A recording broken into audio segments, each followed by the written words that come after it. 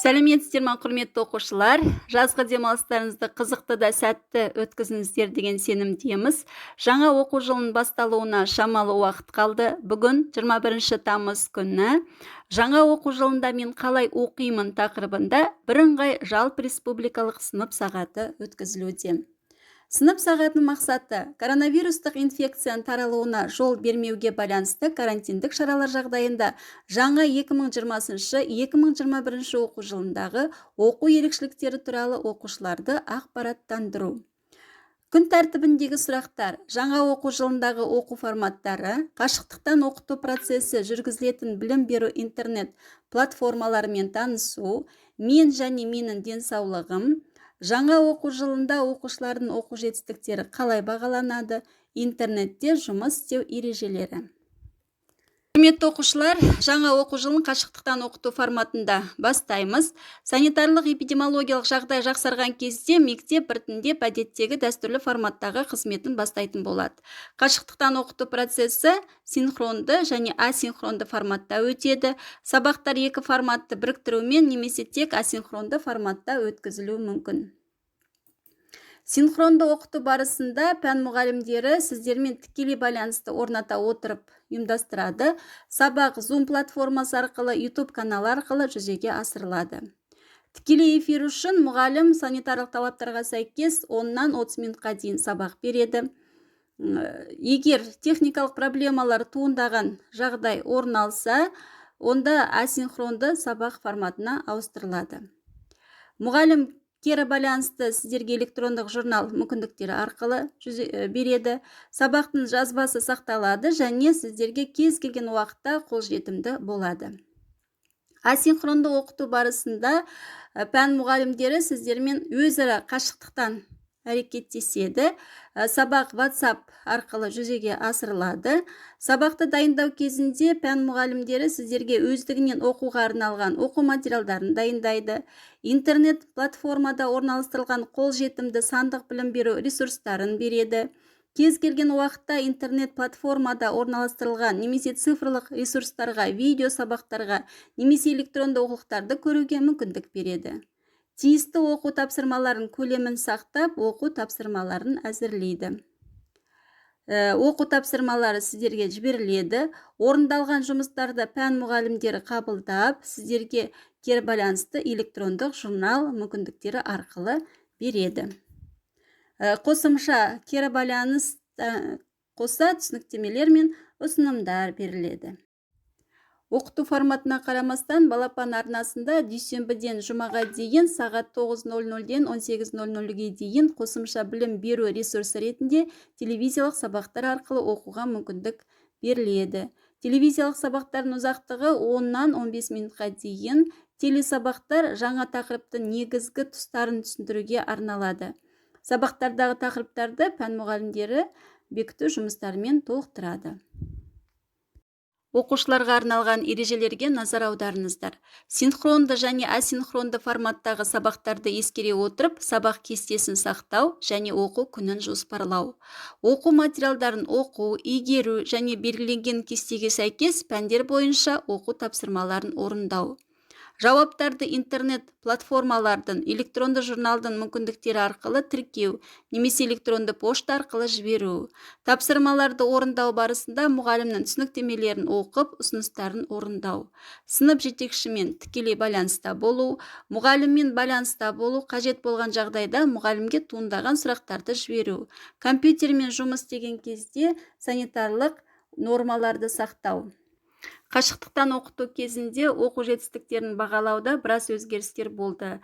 Пәндер бойынша оқу жетістіктері қалыптастырушы бағалау арқылы және бір бөлім бойынша жиынтық бағалау және 90-дық жиынтық бағалау бойынша жүргізіледі. Бірінші тоқсанның соңғы оқу күні 4 қараша, күзгі каникул 5 қараша мен 14 қараша аралығында. 5-15 қазан аралығында бөлім бойынша жиынтық бағалау өткізіледі. 28 қазаннан бастап 90-дық жиынтық бағалаулар болады. Оқушылардың оқу жетістіктерін бағалау электрондық журналда жүзеге асырылады. Қашықтан оқу үшін дербес компьютер, ноутбук, планшет немесе смартфон қажет болады. Интернетпен жұмыс істеу барысында мына ережелерге назар аударыңыздар. Интернетте өздерің туралы ақпаратты, ұялы телефон номерін, мекен-жайын, мектептің атауын, орналасқан мекен-жайын, ата-ананың аттары ешқашан көрсетпеңдер. Веб-сайттар немесе басқа онлайн қызметтер сізден конкурстарға қатысу немесе тегін сыйлықтар алу үшін ақпарат беруді сұрауы мүмкін. Бұл ақпарат сізге зиян келтіру үшін пайдаланылуы мүмкін екендігін ескеріңіз. Веб-сайтты жасау кезінде абай болыңыз. Белгісіз мекен-жайлардан кез келген электронды поштаны ашқан кезде өте абай болу керек. Интернеттегі түсініксіз нәрселерді кездестірген кезде әрқашан ата-анаңызға хабарлаңыз. Ешқандай жағдайда ата-ананың рұқсатынсыз виртуалды танысқан адаммен бетпе-бет кездесуге келіспеңіз. Келеңсіз чаттардан аулақ болыңыз. Ондағы сұрақтар алдымен қызықты болып көріну мүмкін, бірақ кейін олар сізге қауіп төндіруі мүмкін. Ата-аналарды алдын ала хабардар етпей, онлайн достарыңызға ешқашан жеке ақпараттарды, мысалы мекен-жайы, телефон номері немесе фотосуреттерді жібермеңіз. Адам денсаулығы өмірдегі басты құндылық. Дені саудың жаны сау. Денсаулықтарыңыз мықты болу үшін күн тәртібіне, белсенді қызмет етуге, салауатты өмір салтын ұстануға, дұрыс тамақтануға, зиянды әдеттерден аулақ болуға, жеке гигиенаны ұстануға, жағымды эмоциялардың көбірек болуына назар аударыңыздар. Қашықтықтан оқыту кезіндегі оқу және демалыс режимін бекіту үшін күн тәртібін белгілеп алыңыздар.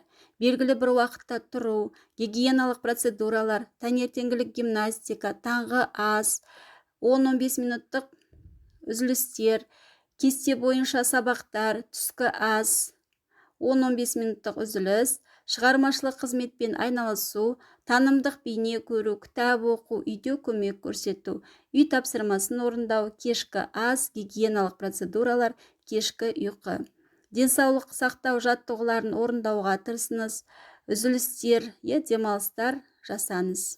Күнделікті бөлмеде тазалық тәртібін сақтауға тырысыңыз. Күн сайын таңертең бөлмені және жұмыс үстелін ылғалды тазалаудан бастаңыз. Күнделікті оқу тапсырмасын орындауға, сабаққа қатысуға және сабақты оқуға баста назарда ұстаңыз. Бос уақытта кітап оқуға, өздігінен білім алуға және өздігінен дамуға уақыт бөліңіз. Сабақ аяқталғаннан кейін мүмкіндігінше жабдықтар мен мектеп құралдарын алып жинап қойыңыз. Үзіліс кезінде және сабақ аяқталғаннан кейін бөлмені желдетіңіз.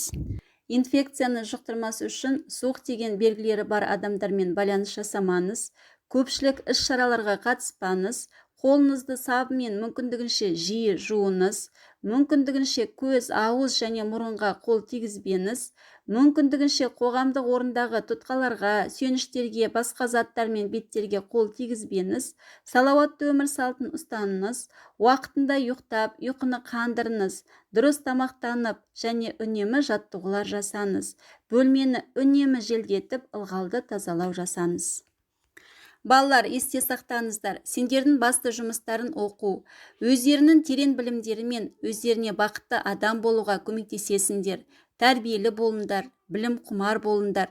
Мектеп белгілеген қолжетімді байланыс құралдары арқылы тапсырмалар күнделікті өз бетінше орындап, қосымша электрондық білім беру ресурстарын пайдаланыңыздар. Компьютер мен интернетті қауіпсіз пайдалану талаптарын орындаңыздар. Бүгінгі сынып сағатының күн тәртібіндегі сұрақтар бойынша барлығы түсінікті деп ойлаймын. Назар аударып тыңдағандарыңызға көп рахмет. Сау болыңыздар.